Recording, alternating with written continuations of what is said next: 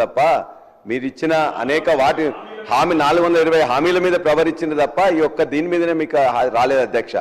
మేము కూడా ఖచ్చితంగా చెప్తున్నాం, మేము కూడా మీరు ఏదైతే ఇవాళ భూభారతి పెట్టి భూహారతి చేయబోతున్నారో ఆ భూహారతి మీదనే ఖచ్చితంగా మీరు అనుకున్నట్లయితే ప్రజల ముందుకు మేము వెళ్తాం, మీరు వెళ్తాం, ఖచ్చితంగా ఆ రోజు మళ్ళీ ఏం రెఫరెండం వస్తున్నామో చూద్దాం.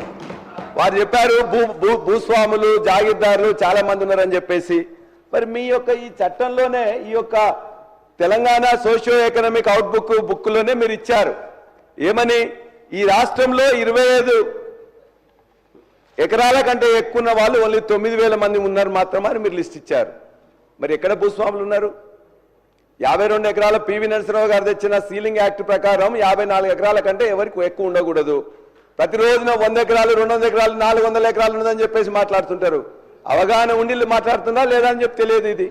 అదేవిధంగా ఇవాళ అనుభవదారు కాలంలో కూడా మేము చెప్తున్నాం, ఖచ్చితంగా మరలా ఇవాళ అనుభవదారు కాలం పెట్టి వాళ్ళ పేర్లు రికార్డ్ చేయడం అంటే మళ్ళా కౌలుదారుల పేర్ల మీద వివాదాలు సృష్టించడం తప్ప మరొకటి కాదు. అదేవిధంగా ఇలా ఫౌతీ విషయంలో కూడా ఇవాళ విషయంలో కూడా ఇప్పుడే సంజీవ్ రెడ్డి గారు చెప్పారు, మేము ధరణిలో పెట్టిన ఫౌతీలో అంతకుముందు ఫౌతీలో ఏముండేది, ఆనాడు విఆర్ఓ కానీ ఆ గ్రామాలకు పోయి 45 రోజుల నోటీస్ ఇచ్చి వాళ్ళందరూ కూర్చొని మాట్లాడుకొని అక్కడికి రమ్మని చెప్పేవాళ్ళు. మేము పెట్టిందేంటి ధరణిలో, ఇవాళ ఈ విఆర్ఓ వద్దు, నోటీసులు వద్దు, డైరెక్ట్ గా మీ కుటుంబం వాళ్ళే మాట్లాడుకోండి, మీరు వచ్చి మాట్లాడుకొని మీరు ఒప్పుకున్నట్లయితే ఇక్కడ ఇమ్మీడియట్ గా కూడా మీకు రిజిస్ట్రేషన్ కూడా ఫౌతీ సక్సెస్ అవుతుంది. కాబట్టి ఒకవేళ మీరు ఒప్పుకోనట్లయితే మీరు కోర్టుకు వెళ్ళండి అని చెప్పినాం. మళ్ళా మీరు ఇలా బయటికి మళ్ళా పంపించి మళ్ళా విఆర్ఓని కూర్చుని నోటీసులు ఇచ్చేసి ఆ యొక్క ఫౌతీ సెక్షన్ లో కూడా మళ్ళా వివాదాలు సృష్టించే విధంగానే ఈ చట్టంలో చెప్పబడింది. కాబట్టి అది కూడా సరిగ్గా లేదు. అదేవిధంగా జమాబందీ అని పెట్టిండ్రు. ఎందుకు చేస్తారు అధ్యక్ష జమాబందీ అనేది 2011-12 నుంచే మొత్తం బంద్ అయిపోయింది. ఆ ఊర్లో ఉండే ఆ భూమి స్వరూపం ఎట్లా ఉంది, భూమి యాజమాన్య హక్కులు ఏమైనా మారినాయా, అది తడి ఉందా, కుష్కి ఉందా, నీళ్ళు వస్తున్నాయా, దానికోసం అని చెప్పేసి పెట్టేవాళ్ళు. ఇవాళ మొత్తం తీసేసినాం. మళ్ళా ఇవాళ జమాబందీ పేరులో మళ్ళొక దుకాణం తెరిచిండ్రు ఇవాళ భూభారతిలో. అంతేకాదు ఇవాళ భూమి స్వరూపం తెలుసుకోవడానికి ఇవాళ ఏఈఓలు ఉన్నారు. 5,000 ఎకరాలకు ఒక చొప్పున ఏఈఓలు 2,600 మందిని గత ప్రభుత్వం రిక్రూట్ చేసింది. వాళ్ళందరూ రికార్డ్ చేసుకుంటున్నారు. ఎందుకు ఈ జమాబందీ? అంతేకాకుండా మాన్యువల్ పహాని అని చెప్పి మళ్ళా మొదలు పెట్టిండ్రు. మాన్యువల్ పహాని అంటే ప్రతి సంవత్సరం నీకు రికార్డెడే ఉంటుంది. ఆ రికార్డునే దాన్ని రాకుండా మొత్తం మాన్యువల్ పహాని చెప్పి ఎండాకాలంలో మళ్ళా కూర్చొని వాళ్ళు మళ్ళీ ఉన్న పట్వారీ కానీ లేకపోతే విఆర్ఓ రాసి మళ్ళా అదొక దుకాణం. ఫౌతీ కానీ మ్యూటేషన్ కానీ ఇవన్నీ కూడా మళ్ళా కొత్త దుకాణాలు తెరిచింది తప్ప మరొకటి కాదు. వాటి దయచేసి మీ అందరం కూడా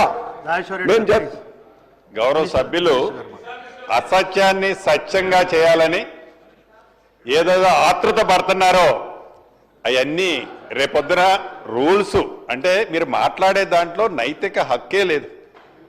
మీరు 2020లో చట్టాన్ని చేసి మీరు దిగిపోయేంత వరకు ఆ చట్టానికి సంబంధించిన రూల్సే ఫ్రేమ్ చేయని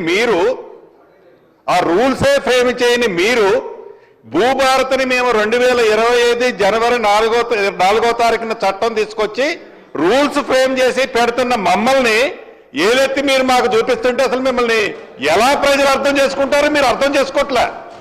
ఏదైతే మాన్యువల్ పానీ అంటారు, విఆర్ఓల్ని తీసేసామంటారు. ఎస్, మీరు తప్పు చేశారు కాబట్టే విఆర్ఓ వ్యవస్థలో మంచి వాళ్ళని తప్పకుండా ప్రతి రెవెన్యూ విలేజ్కి ఒక ఆఫీసర్ని పెడుతున్నాం. బేఫిగర్గా చెప్తున్నాం. చట్టంలోనే కాదు, ప్రజలు అడుగుతున్నారు, కోరుకుంటున్నారు. అనేక సందర్భాల్లో చెప్పినాం. ఏదో నట మాన్యువల్ ఫారీ అట, మళ్ళీ ఏదో ఓపెన్ చేస్తున్నట, మ్యూటేషన్ అట అంటే కట్టుకథలు మళ్ళీ చెప్పి ఆ కట్టుకథల్ని పదే చెప్పి ఇది నిజమని ఒప్పించడానికి గౌరవ సభ్యులు ఏదైతే తాపత్రయపడుతున్నారో అది వారి విజ్ఞతకే వదిలేస్తున్నారు. అధ్యక్ష